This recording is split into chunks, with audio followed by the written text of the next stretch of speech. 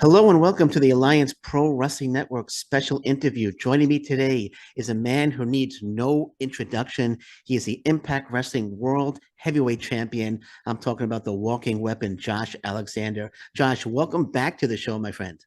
Yes, thank you for having me. It's always good to come on the show. Oh, thank you. I really appreciate it. After seeing the Starbucks Cup, I wasn't sure if I should call you Josh or Jash in this.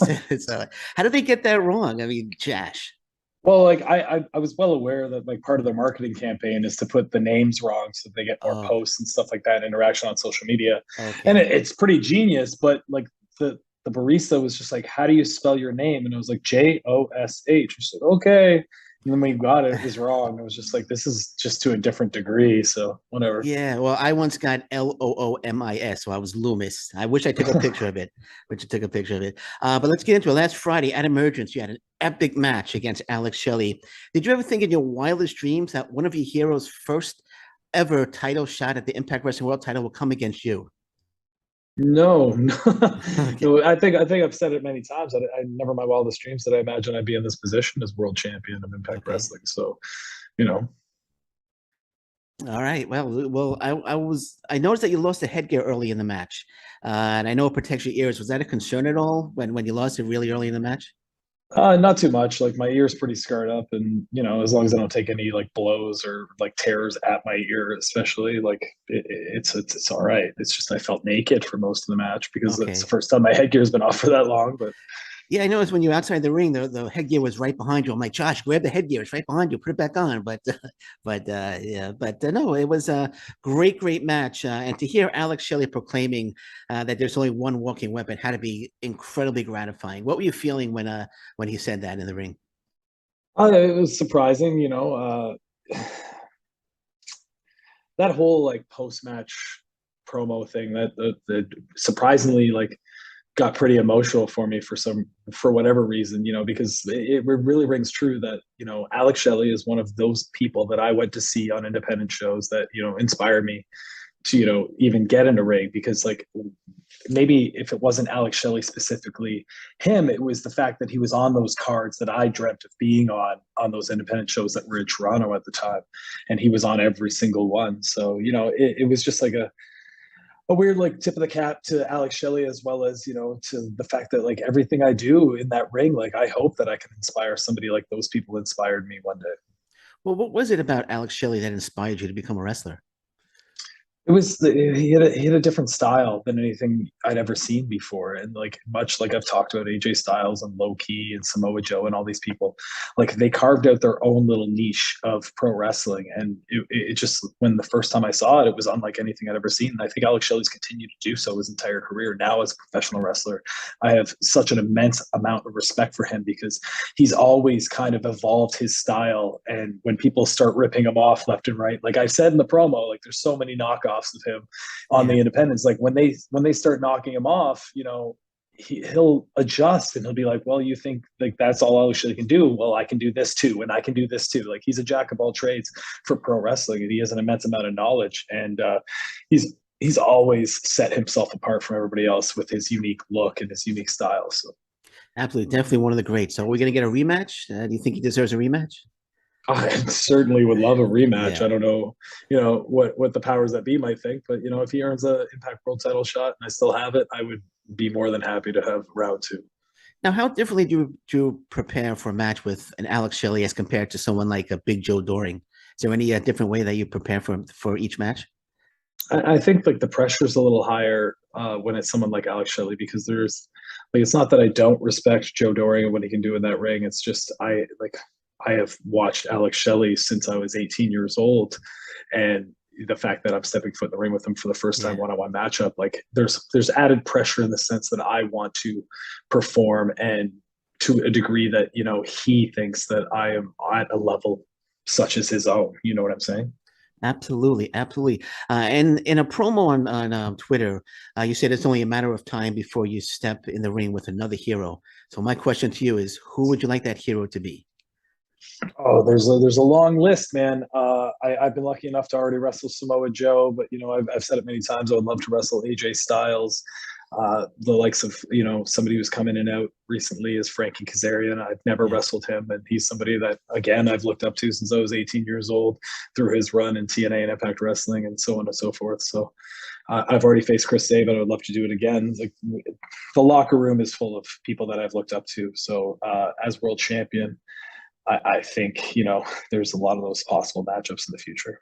If free agent Kurt Angle has one more match left in him, would you like to be his opponent? I know the answer, but I'll let you answer. I mean, it would be a tremendous honor. I don't think it's going to happen, but we can all keep our fingers crossed in the hopes that maybe it can. So.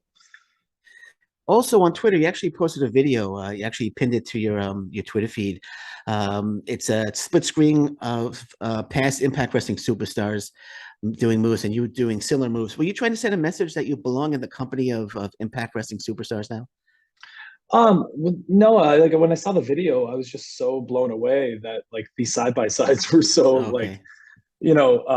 like authentic, or they're so close to being the actual things that have happened in the past. Like myself and Eric Young, when we had that Slammiversary match, which is basically what all those clips are, we were trying to tip our caps and like have like that love letter to TNA and the history of the first 20 years. And because I was a huge fan and he was a part of it, so I think we did that, and that video just solidifies what we did for anybody that really didn't pick up on those little Easter eggs we put throughout the match. So. Well, I will tell you, from me, my opinion, you belong in that company. You are one of the Impact Wrestling great superstars, and so I'm just letting you know, from me to you, man. It's definitely my goal. I think you've reached the goal. I think you've reached that goal, Josh. No, I don't think I have. Okay. When people think of TNA or Impact Wrestling, I think they think of a lot of names, and I might be in it for some people, but I want to be in that for the majority of people by the time I'm done here. So. Okay, fair enough. So this Thursday, actually, there's a 6-way elimination match to determine your next challenger. Eddie Edwards versus Steve Macklin versus Moose versus Bandito versus Sam Callahan versus Rich Swann. Let me catch my breath there for a second. Okay. Are you rooting for anyone in particular, or it doesn't matter who wins? I mean, I can't really pick who it can be. I can't root from anybody. I've never stepped foot in the ring with a few of those guys one-on-one. So I'll be happy to do so. And I've said it many times, like, the Eddie Edwards matchup that has eluded me my entire career is much like the Alex Shelley one. He's a guy I've looked up to so much. And, the same thing it can be said about Rich Swann. I've had a bunch of singles matches with Sammy Callahan. So, I know what those are, and I know what to expect of them. So wherever it falls, and on Thursday night, we'll see. Yeah, personally, I'm rooting for Bandito. I would love to see you one-on-one against, he's a former world champion, Bandito. I think that would be a great match. Have you thought about defending the title possibly against Bandito? Yeah, absolutely. I was impressed with what he did at Emergence. I've obviously followed his career a little bit over the years. I find him to be a tremendous talent. I'm very happy that he has joined Impact Wrestling and he is here. I think he can only add to our locker room, and these pay-per-view and app special shows that we've been knocking out of the park. I think it's only going to get better with guys like Bandito. So We'll see what happens Thursday night, right? Absolutely. I'll be watching for sure. Now you're on a media tour in Dallas. Do you enjoy getting out and being the face of Impact Wrestling and doing these media tours? Yeah, this stuff's easy for me. I can talk about Impact Wrestling all day long. August 26th, 27th, we are coming to the factory in Dallas.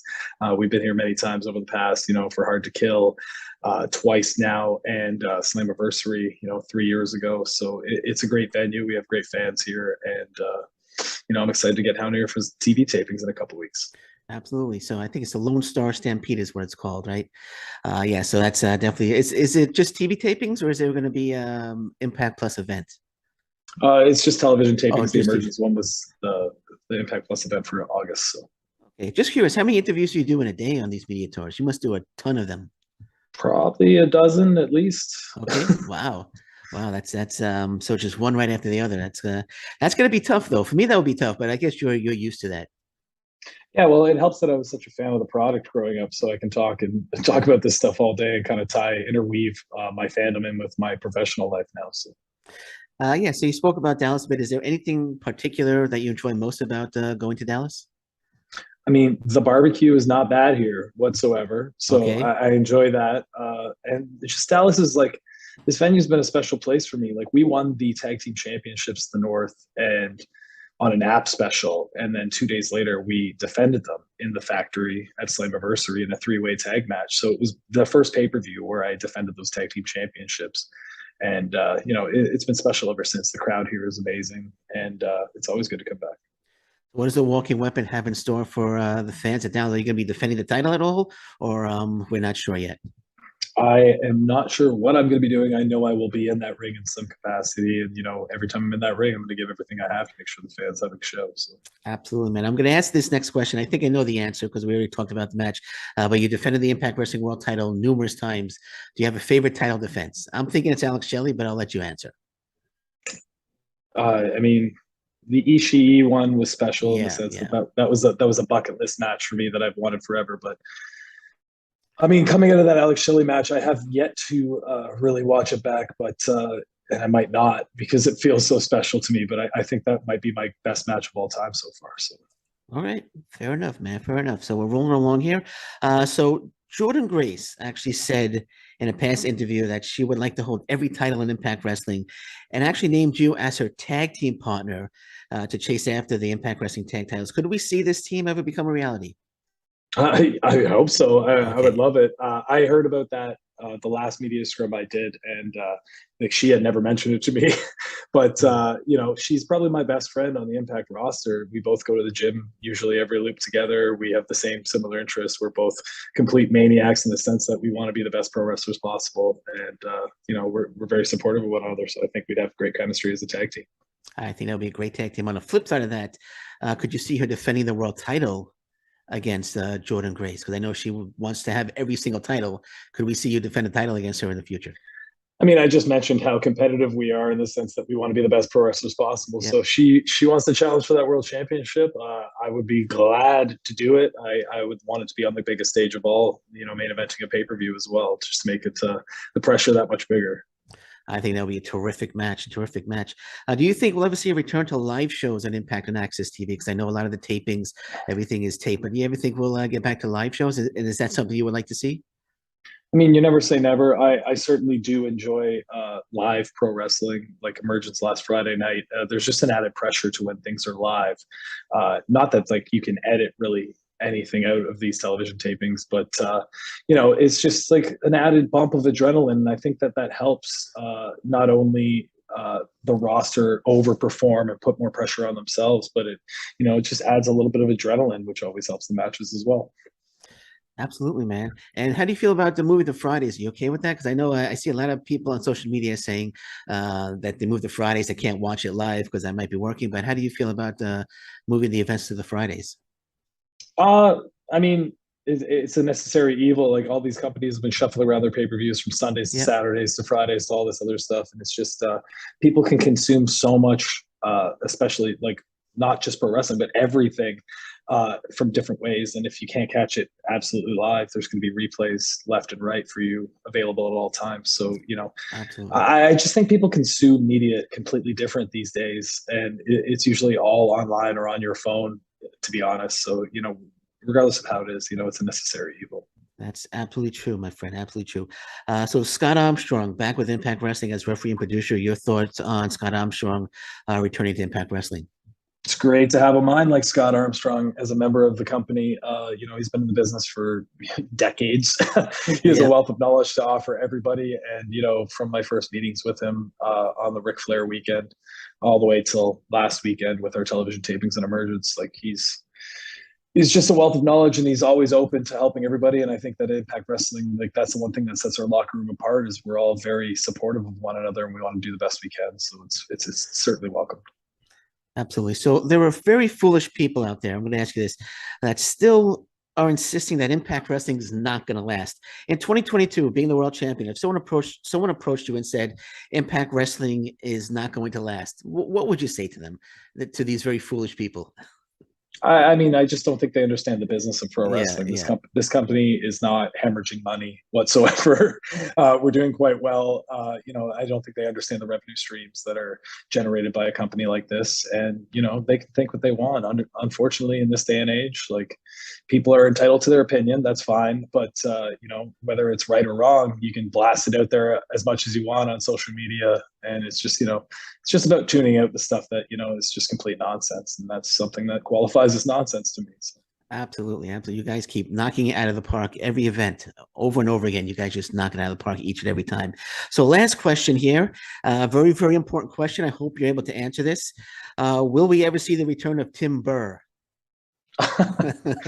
I mean, if there was a time machine, the IPWF were to come back, I have no doubt that Tim Burr would make an appearance, but we will have to wait and see on that one. Okay, Josh Alexander versus Tim Burr. Who wins? Ooh, it's tough to say. I think Josh Alexander might edge that one out, though. I have more faith in Josh Alexander than Tim Burr. All right. All righty, my friend. Well, Josh, thank you so much. It's always a pleasure having you on. I wish you nothing but the best of luck in the future. I really think you're going to hold that belt for a very, very long time. Good luck in Dallas and enjoy the rest of the day, my friend. Thank you very much, Louis. Always Take care. a pleasure. Take care. Bye-bye.